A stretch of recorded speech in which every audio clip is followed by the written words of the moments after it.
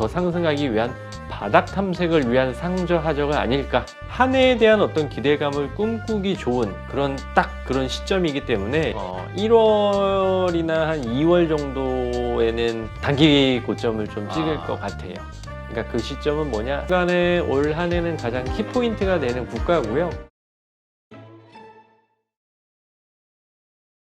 오늘 모신 분은 리서치 아름의 고윤기 이사님입니다. 안녕하세요. 네, 안녕하십니까. 네.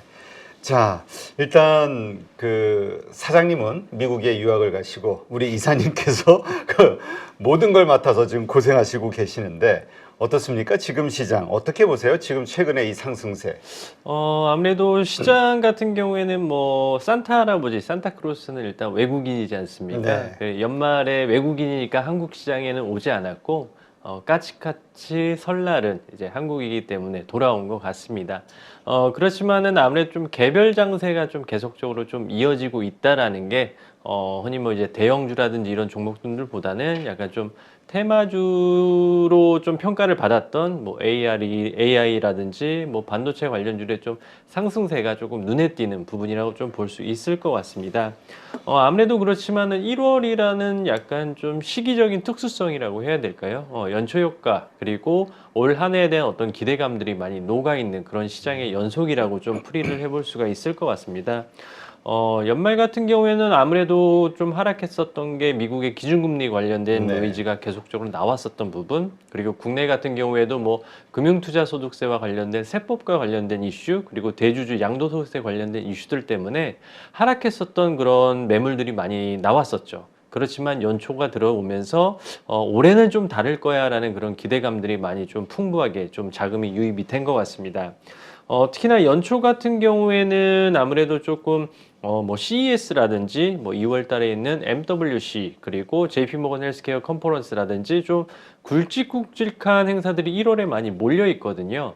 즉 한 해에 대한 어떤 기대감을 꿈꾸기 좋은 그런 시점이기 때문에 이런 어떤 종목군들, 특히나 신기술과 관련된 신사업과 관련된 이런 종목군들의 강세가 좀 이어지고 있는 게 좀 특징으로 볼 수가 있을 것 같습니다. 다만 아무래도 시장에 올해 뭐 여기서의 더 큰 상승을 이끌려면 결국에는 우리나라는 시가총액 가중 방식이기 때문에 시가총액 상위 종목군들이 움직여야 되거든요. 뭐 삼성전자라든지 하이닉스라든지 이런 IT 반도체 관련주들이 종목이 움직여야 되는데 애석하게도 지금 반도체 업황에 대해서는 아직도 조금 불분명하기 때문에 지수가 다시 올라가기는 조금은 어려운 부분이 있고요. 코스닥 같은 경우에도 시가총액 상위 업종을 놓고 본다면 제약바이오 그리고 2차 전지 관련주들이 많이 있는데 그 중에는 2차 전지 업종이 그나마 조금 성장성이 보장이 되어 있지만 최근에 뭐 테슬라가 가격을 인하하는 그런 모습이 나타나면서 좀 수익성적인 그런 측면에서 다시 좀 노이즈가 나타나고 있거든요. 결국 코스피와 코스닥 모두 둘 다 일단은 시가총액 상위 종목군들이 움직이기에는 조금은 어려운 여건이기 때문에 오히려 호랑이 없는 굴의 여우라고 해야 될까요? 이런 틈새 업종군들의 강세가 지속되고 있다라고 보시면 될 것 같습니다. 그래서 저는 개인적으로 우리나라 코스피는 올해 2100에서 2600 정도로 네. 예상을 지금 하고 있고 애석하게도 상저하저로 이렇게 예상을 하고 있습니다. 다만 작년처럼 없던 크나큰 급락세가 나타나기보다는 올해는 작년 급락에 대한 회복 그리고 앞으로 더 상승하기 위한 바닥 탐색을 위한 상저하저가 아닐까 이렇게 정리하도록 하겠습니다. 네. 그렇다면 상저하저라면 뭐라고 할까요? 지금 올라가 있는 우리가 이제 2,400선에서 이제 공방전이 벌어지고 있는데 말씀하신 하단 2,100 근처 그 정도까지 다시 내려갈 수 있는 거로 보시는 건가요? 가능성은 어쨌든 주식 시장이라는 게 어떻게 보면 확률 게임이지 않습니까? 근데 어떤 확률이 더 높을 거야라는 부분에 대해서 베팅은 해야 되는데 미리 준비는 해 놔야 되는 거죠. 가령 러시아나 우크라이나 사태로 인해서 갑작스러운 어떻게 보면 돌발적인 그런 사태가 발생했을 때 시장은 또다시 크나큰 충격을 받았던 것처럼 그래도 한 번에 또 출렁임이 있을 수도 있구나라고 미리 대비를 하시는 게 더 좋다라고 좀 볼 수가 있을 것 같습니다. 올해 아마 리스크 중에 좀 변수라고 할 수 있는 부분을 놓고 본다면 제가 봤을 때 좀 상승할 만한 변수는 많이 없는 것 같아요. 그나마 굳이 꼽자면은 앞서 말씀드린 대로 러시아와 우크라이나의 어떤 종전 관련된 이슈. 그렇지만 이 러시아나 우크라이나 사태 같은 경우에도 처음에 발발했을 때 유가도 130불 가까이 올랐었고 천연가스도 굉장히 급등세가 나타났거든요. 그렇기 때문에 이 그 천연 에너지 가격이 급등을 하다 보니까 유럽에서도 많이 힘들었었고 그런 부분인데 최근에 유가도 다시 70불대로 떨어졌고 천연가스도 지금 하락을 하고 있는 그런 측면에서 놓고 본다면 이러한 부분으로 인해서 조금은 좀 완화될 수 있는 오히려 이러한 부분은 좀 반영이 됐다라고 볼 수가 있는 거죠. 왜냐하면은 작년부터 지금 물론 뭐 국지전적인 그런 측면은 계속적으로 발생은 하고 있지만은 그래도 뭐 재건 사업과 관련된 논의가 이루어지고 있다라든지 협상과 관련된 그런 이슈들이 나타나고 있기 때문에 이 부분은 시장에 반영이 됐다라고 조금 저는 해석을 하고 있습니다. 그렇지만 이제 하락적인 측면에서의 변수를 놓고 본다면 일단 키포인트는 어찌됐든 저는 중국이라고 보고 있습니다. 네. 상승에 대한 키포인트도 중국, 하락에 대한 키포인트도 중국이라고 볼 수 있는데 일단 상승으로서의 어떤 중국 같은 경우에 아무래도 중국이 가장 큰 어떤 소비를 할 수 있는 국가거든요.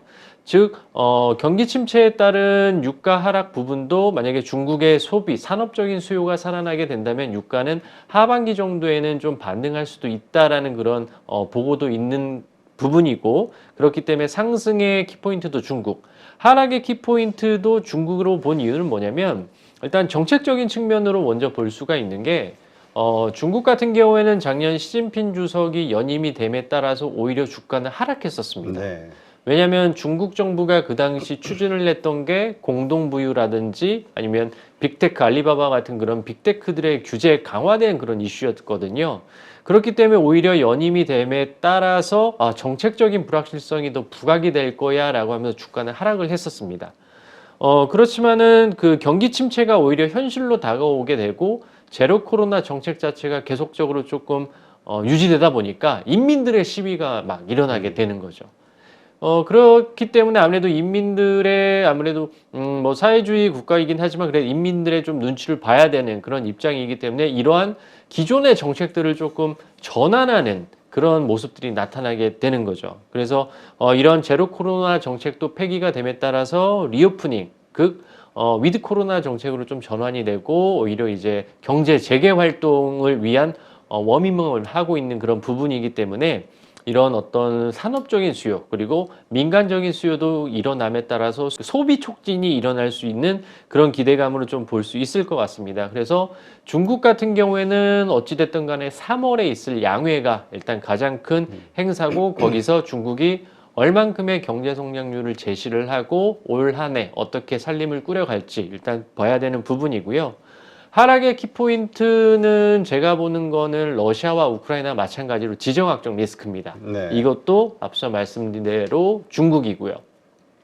왜냐하면 어찌됐든 간에 중국이 표방하는 정책 자체가 원차이나 정책인데 우리는 좀 이해가 안 되지만은 원차이나 정책과는 약간 좀 동떨어진 국가가 있죠. 대만입니다. 그래서 대만과 그리고 중국 간의 어떤 그 불화 그리고 그 사이에 꼈다고 표현하기는 조금 그렇지만 미국까지 껴서 이 3개 국가의 어떤 그 지정학적 리스크가 다시금 불거질 가능성도 높고 지금은 미국과 중국이 약간 경기 침체라는 대전제, 이거를 탈출해 보자라는 대전제 때문에 뭐 재무장관끼리 만나서 뭐 긍정적인 어떤 액션을 취하기는 하지만 그래도 미중의 어떤 그 강대 강의 그런 어떤 격돌 또한 일단은 다시금 불거질 가능성도 높다라고 이렇게 좀 보고 있습니다. 그래서 중국이 일단은 어찌 됐든 간에 올 한 해는 가장 키포인트가 되는 국가고요. 원래는 저는 유럽과 중국이었는데 유럽이 좀 예상외로 좀 빠르게 올라왔어요. 그렇죠. 네, 그래서 그런 부분에 있어서 일단은 중국이 가장 키포인트가 될 수 있는 부분이고 뭐 그러면 안 되겠지만 뭐 또 다른 바이러스의 출현 가능성도 일단은 우리는 좀 염두를 해 두면서 대응하는 게 낫지 않나 이렇게 생각하고 있습니다. 네. 그러니까 지금 말씀하신 그러한 것들이 한국 시장 2023년 올릴 수 있는 혹은 끌어내릴 수 있는 이제 요소들인 거죠. 네네. 그것이 어떻게 펼쳐지는가를 계속 우리가 추적 관찰을 해야 되는데, 근데 아까 말씀하셨듯이 상저 하저로 보시는 그 이유, 사실 그 중국의 리오프닝 혹은 경기 부양으로 인해서 한국 경제가 혹은 한국 증시가 상당히 좀 오를 것이라고 기대하는 분들이 많이 있거든요. 그럼에도 불구하고 말씀하신 중국의 여러 가지 상황이 우리한테 우호적이 된다 하더라도 상저 하저의 이 스탠스는 유지가 되시는 건가요? 네, 맞습니다. 저는 일단 앞서 말씀드린 상저 하저의 일단 기본 전제 조건은 뭐냐면 바닥 탐색을 위한 상저 하저라고 이렇게 보고 있습니다. 왜냐하면 어찌됐든 간에 우리나라 지수가 상승하기 위해서는 반도체가 결국에는 돌아야 되는, 삼성전자가 올라와야 되고 하이닉스가 올라와야 되고 LG에너지솔루션이 올라야 되는 그런 부분인데, 일단 반도체 업황에 대해서는 굉장히 의견들이 분분하고 있는 상황이에요. 좀 긍정적으로 보시는 분들 같은 경우에는 올 하반기 정도에는 조금은 돌아설 수도 있다라고 얘기는 하지만, 아니다, 올해는 여전히 불황일 거고 내년부터 살아날 것이다라고 좀 의견은 분분한 부분이기 때문에 그렇고요. 중국 같은 경우에는 일단은 저는 선제적으로 좀 먼저 반영이 된 것 같아요, 이미. 네. 네. 뭐 대표적으로 항공주라든지 여행주 같은 경우도 이미 리오프닝 관련해서 조금 가파르게 오른 감이 없잖아 있거든요. 뭐 대표적으로 작년 10월부터 주가가 많이 올랐던 뭐 제주항공이나 진에어 같은 경우, 물론 중국보다는 일본 쪽에 더 포커싱을 맞추고 있는 그런 기업들이지만 주가가 거의 바닥권 대비 더블 가까이 올랐습니다. 100% 이미 그렇죠. 예, 오른 부분이기 때문에 과연 뚜껑을 열었을 때는 오히려 이제 앞으로 뚜껑이 열린대, 괜찮아진대라는 기대감 때문에 어느 정도인지 그 수치에 대한 어떤 구체성은 없었지만, 막상 뚜껑이 열리게 되면 그때부터는 얼만큼 100을 팔았냐 200을 팔았냐부터 시작을 해서 성장률은 얼마나 됐으며 이런 어떤 구체적인 수치까지 제시를 해야 되는 부분이기 때문에, 만약에 막상 뚜껑이 열리고 그 수치에 미달되는 게 나오게 되면 주가는 하락할 수밖에 없는 그런 부분이고요. 그리고 중국이 오픈된다고 하더라도 일단은 우리나라와 산업의 어떤 경합도가 일단 0.5% 이상, 0.5 이상이기 때문에 만약에 중국이 살아나게 된다면 우리나라는 다시금 뭐 가령 태양광 같은 경우도 유럽이 이제 그 천연가스 가격이 원체 많이 오르다 보니까 네.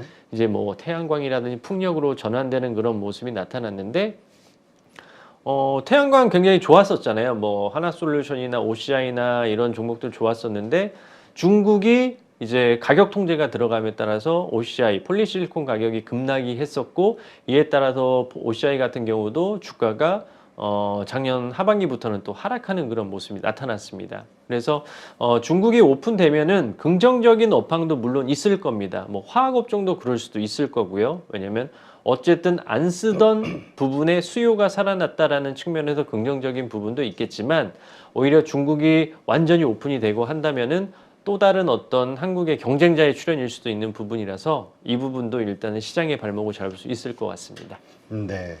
지금 우리가 1월 효과라는 말을 많이 쓰잖아요. 1월에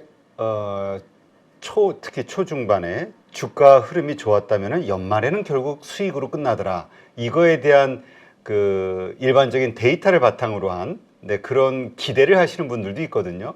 그러면 지금 어쨌든 현재 주가의 상승은 1월 효과라고 볼 수 있는 건데, 이번에는 그 통계가 맞지 않을 수도 있다라고 보시는 건가요? 참 통계라는 게 또 우리 사회생활이라는 것 자체가 약간 예외라는 게 항상 존재하지 않습니까? 만약 대표적으로 원래 통계적으로 보면은 미국의 기준금리를 인상할 때 주가는 오히려 올랐어요. 근데 이번에 작년 같은 경우에도 미국이 금리를 1년에 4%를 올렸거든요. 그러면은 주가가 올라야 되는 거 아니야? 작년에 너무 어려웠잖아 라고 반문하실 수도 있는데, 문제는 속도였던 거죠. 네. 그러니까 완만하게 금리를 올렸다면 오히려 주가는 올랐을 수도 있는데, 가파르게 금리를 올리다 보니까 이런 것처럼 통계에는 항상 예외라는 게 있는 부분인데 저는 그래도 올해는 그렇게 나쁘지는 않다라고 생각은 하고 있습니다. 다만 그래도 긍정적인 어떤 포지션을 취하기에는 조금은 어려운 구간대이기 때문에 좀 중립적인 관점을 말씀드렸던 부분이고요.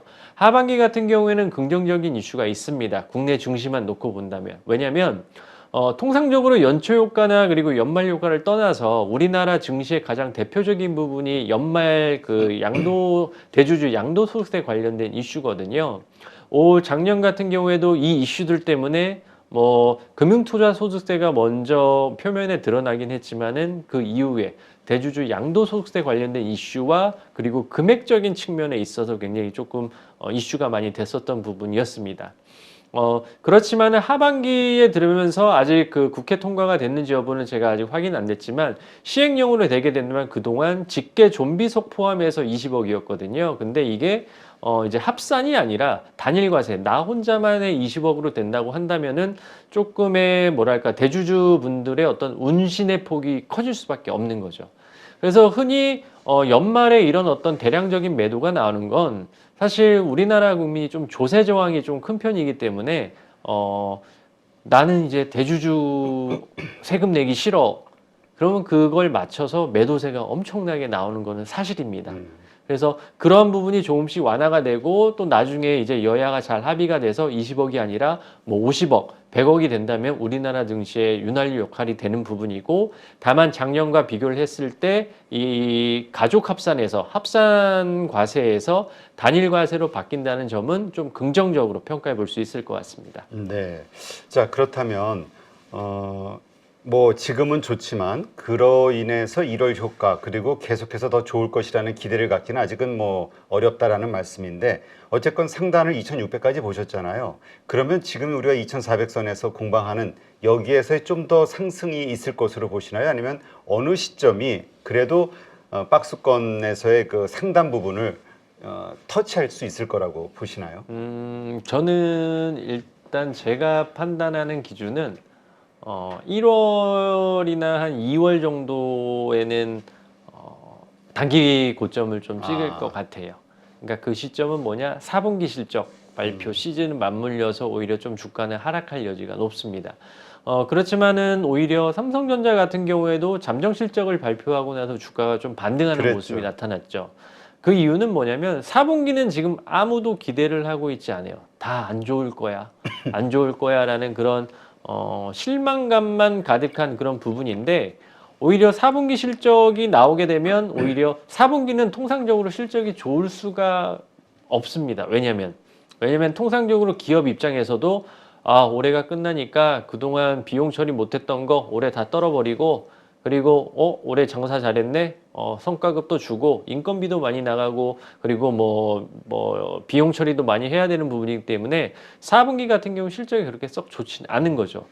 그리고 업종이 좋지 않았던 업황이 좋지 않았던 업종 같은 경우에도 오히려 그래 여기까지가 니네의 어떤 바닥일 거야. 올해는 다를 거야. 내년은 다를 거야라는 기대감이 나타나면서 삼성전자 주가 반등한 이유가 같은 맥락으로 좀 이해를 하시면 될 것 같습니다. 그래서 어찌됐든 간에 지금 약간 로봇이라든지 AI라든지 이런 종목군들이 강세를 띠는 건 뭐냐면 실적 발표 전까지의 약간 그 공백기를 통한 기대감이 풍부한 시장이기 때문에 오른 부분이고 실질적으로 이제 실적 발표를 하고 그다음에 이제 감사 보고서까지 이제 나오게 된다고 한다면은 오히려 시장은 다시 바닥을 찍고 상승을 위한 어떤 랠리를 준비하지 않을까 이렇게 좀 보고 있습니다. 그렇다면 그 상단 2,600, 이 2,100과 2,600 사이에 어떤 박스권에서의 계속되는 1년간의 흐름이 있을 것으로 보시는 건가요? 아니면 한번 그렇게 올라가고 계속해서 내려올 것이다라는 것으로 보시는 건가요? 저는 우리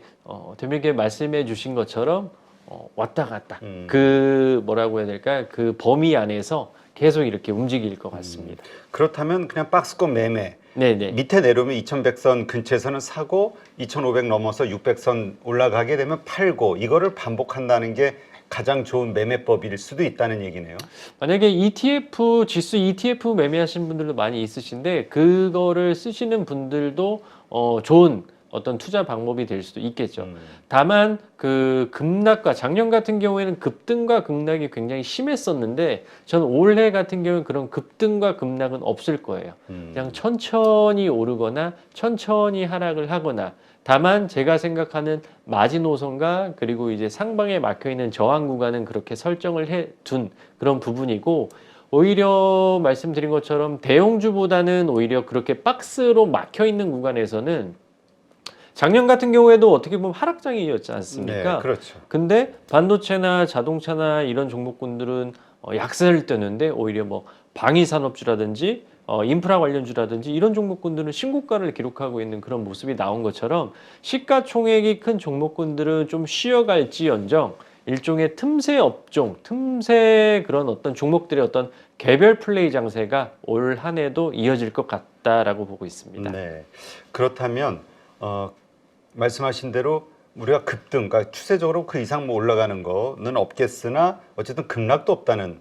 근데 사실 올해 들어서 증시의 급락에 대해서 걱정하시는 분들도 많이 있거든요. 또 좀 비관적으로 보시는 분들도 있고요. 거기에는 이제 경기 침체가 데이터로 그 기업 실적이라는 데이터로 나오면서 한 단계 레벨 다운이 될 것이다로 보시는 분들도 있는데 일단 그거에 동의하지 않으시는 이유는 뭘까요? 가장 저는 주가의 가장 큰 특징이라고 봅니다. 선행성이거든요. 주가는 이제 뭐 경기 뭐 후행 지표, 뭐 선행 지표, 동행 지표 중에 주가는 선행 지표지 않습니까? 이미 누구나 경기 침체가 올 수도 있다, 오게 될 거야, 실적이 안 좋을 거야라고 이미 누구나 다 알고 있는 부분이거든요. 주식시장은 참 신기한 게 누구나 다 알고 있는 부분에 대해서는 그렇게 액션이 일어나지는 않더라고요. 그래서 뭐 데이터나 오히려 데이터가 나오게 됐다. 실적이나 이런 거는 과거에 대한 결과에 대한 어떤 성적표기 때문에 주가는 현재 가치, 그리고 미래 가치, 그리고 투자 심리 세 가지로 저는 구성이 된다라고 보고 있는데 더 빠질 거야, 침체가 올 거야라고 하시는 분들은 이 회사가 갖고 있는 어떤 현재 가치에 조금 더 주목한 부분이고 저는 주가의 어떤 선행성을 놓고 봤을 때 앞으로 이 회사가 여기서는 바닥을 찍고 앞으로는 조금 더 나아질 거야라는 미래 가치와 그리고 투자 심리에 조금 더 베팅을 하는 게 투자 수익률에 조금 더 도움이 되지 않을까 이렇게 보고 있습니다. 네, 알겠습니다. 자, 그렇다면 이 부분 하나만 더 질문 드릴게요. 우리 시장이 또 한 번 레벨 다운이 될 수 있는 그 근거로 삼는 것 중에 하나가 지금 미국 시장은 지금 좀 빠졌다 하더라도 S&P 500, 그 다음에 나스닥은 특히 조금 더 많은 거품이 아직도 남아있다. 그렇기 때문에 저쪽은 좀 더 빠질 것이다. 급락이 있을 것이다. 이렇게 얘기하신단 말이에요. 그 이유가 결국은 한국 시장에 영향을 미치면서 우리도 같이 우리가 아무리 좀 단단하다 하더라도 따라갈 수밖에 없지 않냐라는 논리도 있거든요. 이 부분은 어떻게 보세요? 일단 미국 시장에 대한 저는 미국 시장이 여기서 더 크게 빠진다라고는 생각은 하고 있지는 않습니다. 저는 이렇게 생각을 하거든요. 코로나 시대에 그 탕하라고 할 수 있는 그런 종목군들. 저는 대표적으로 미국에는 테슬라라고 보고 있고 한국에서는 네이버하고 카카오라고 좀 보고 있었습니다. 네. 근데 테슬라 같은 경우에도 뭐 600, 700달러까지 갔다가 최근에는 100달러 수준까지 하락을 했었습니다. 근데 최근에 100달러는 어느 정도 지지를 하면서 올라오고 있는 부분이고요. 물론 2차 전지 사업, 그 전기차 관련된 사업에 대한 어떤 성장성에 대해서는 이견이 없지만 수익성적인 측면 때문에 주가가 좀 하락했던 부분, 그리고 유동성이 빠졌다라는 그런 측면에서 놓고 본다면은 어느 정도 지금 현재 가치에서는 바닥을 잡았다라고 좀 볼 수가 있는 부분이고요. 그리고 미국 같은 경우에도 흔히 뭐 팡이라고 또 이렇게 표현했던 그런 종목군들이 그랬죠. 약세를 띠고 있는데 이제 최근에는 유팡이라고 해가지고는 뭐 에너지 기업이라든지 뭐 방위산업과 관련된 그런 기업들이 좀 대체를 하고 있는 그런 구간대입니다. 그래서 제가 생각하는 미국 시장이 어떤 여기서 더 어떤 엄청난 그 매크로적인 그런 파괴력은 저는 덜 할 것 같아요.